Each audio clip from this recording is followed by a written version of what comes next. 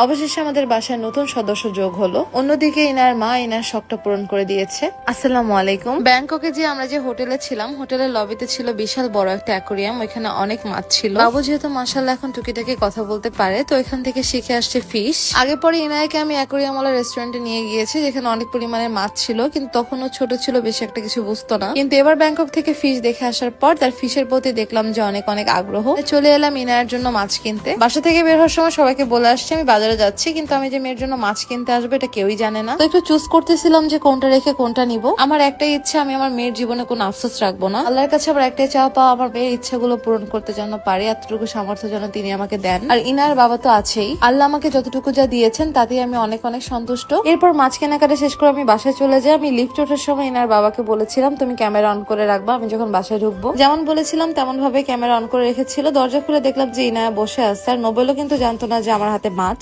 আজকে আমি এমন একটা মেকআপ কম্বো সেটের কথা বলবো যেখানে মেকআপের এ থেকে জেড পর্যন্ত সবকিছুই তোমরা পেয়ে যাবা। ভয় পেও না, খুবই রিজনেবল প্রাইসে। এই দেখো এই সবগুলো জিনিস মিলাই কিন্তু একটা কম্বো, যেখানে রয়েছে ব্র্যান্ডের সকল জিনিস। তো ঈদের জন্য তোমরা তাড়াতাড়ি করে অর্ডার করে ফেলো, তাদের পেজটাকে ভিডিওর ক্যাপশনে আমি মেনশন করে দিচ্ছি। এই মাছ আমাকে আমার আব্বু প্রচুর পরিমাণে কিনে দিয়েছে। আমার বড় একটা অ্যাকোরিয়ামও ছিল, আর অ্যাকোরিয়ামটা বিয়ের পরে আমি আমার কাছে নিয়ে আসছিলাম বাসা থেকে। ইনা এটা দেখার পরে প্রচুর পরিমাণে খুশি, আর আমার মেয়ের খুশি মানে আমার খুশি। এগুলো হচ্ছে আমাদের বাসার নিউ মেম্বার। আমি টোটাল 3টা মাছ আনছিলাম, আর 3টা মাছই হলো ইনার ফ্রেন্ড। আমার তো খুবই আনন্দ লাগতেছিল বাসার নতুন মেহমান দেখে। আমি চাই আমাদের মেয়ের ছোটবেলার স্মৃতিগুলো হোক খুবই সুন্দর, ও বড় হয়ে আমাদের নাতি নাতনিকে জানি বলতে পারে ও সুন্দর মুহূর্ত গুলো। আমি আবার মাছ ধরতে পারি না, আমার অনেক ভয় লাগে। নোবেল আমাকে হেল্প করতেছিল সবগুলো জিনিস সেট করে দেওয়ার জন্য। এই কালো মাছের লেজটা একদম বাটারফ্লাই এর মতো, অনেক অনেক সুন্দর আর অনেক ইউনিক। অনেকে বলতেছেন যে আপু আপনি তো শুকাচ্ছেন কিভাবে, আমি সব আপনাদেরকে ডিটেলস এ বলবো। সেগুলো হচ্ছে মে মাসের শেষের দিকে। আর নর্মালি হচ্ছে আমি যে স্লিমিং টিটা খাই সেটা কিন্তু আমি রেগুলার খাচ্ছি। আচ্ছা, ইনার সোনার 3টা ফ্রেন্ডের কি নাম রাখা যায় বলেন তো? যাদের নাম আমার কাছে অনেক বেশি ভালো লাগবে তাদের নামই হচ্ছে আমি রেখে দিব। যেহেতু এরা আমাদের বাসার নতুন মেম্বার, ইনার সোনার ফ্রেন্ড, তো কিউট কিউট নাম বলবেন। আমাদের ক্যাবিনেটের মিডল একটা জায়গা আছে, এখানে সেট করি আমরা। মাশাআল্লাহ খুব সুন্দর লাগতেছিল দেখতে। তো পরের ব্লগে দেখাবো ইনার সোনা কিভাবে এদেরকে যত্ন নিচ্ছে, কি করতেছে না করতেছে, পরের ব্লগে দেখতে পারবেন। আজকের ব্লগটা এই পর্যন্তই। ভিডিওটি ভালো লাগলে অবশ্যই কিন্তু আমার পেজটাকে সবাই ফলো করে ফেলবেন, সবগুলো ভিডিওতে লাইক কমেন্ট শেয়ার করে ফেলবেন। যারা যারা পেজটাকে এখন ফলো করেন না এখনই ফলো করে ফেলুন। আবার দেখা হবে আগামী ব্লগে। আল্লাহ হাফেজ সবাইকে।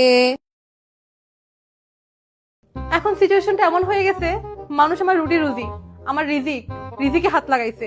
আর আমি কি করছি জানেন? নর্তকী, আমি নর্তকী রিজিকের মাকে উপরে পাঠাই দিছি। এখানে আমার নামটা কেন আসছে? আমি তো কাউকে মারি নাই। আমি তো আমি নেপালে কেক ঢুকাচ্ছিলাম, মানে কেক ভরছিলাম না, কেক চাবাচ্ছিলাম মুখে মুখে।